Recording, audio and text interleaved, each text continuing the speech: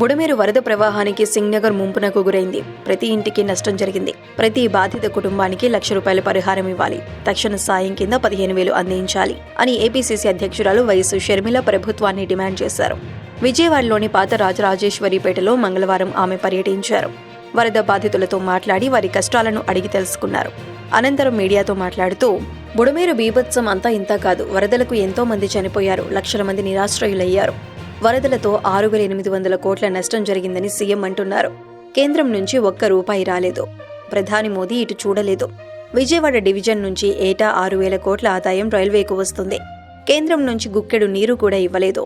YS Rajasekhar Reddy హయాంలో బుడమేరుకు వరద రాకుండా ఆపరేషన్ కొల్లేరు చేపట్టారు.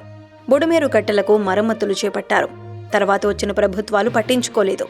చంద్రబాబు మొదటి 5 ఏళ్లు బుడమేరును ఎందుకు పట్టించుకోలేదో, ఆయనిచ్చిన కాంట్రాక్టులను జగన్ ఎందుకు రద్దు చేశారు? ఇప్పుడు ఆపద వచ్చిందని ఒకరి మీద మరొకరు బురద జల్లుకుంటున్నారు. బుడమేరు వరదకు టీడీపీ, వైసీపీ రెండూ కారణమే అని షర్మిల మండిపడ్డారు.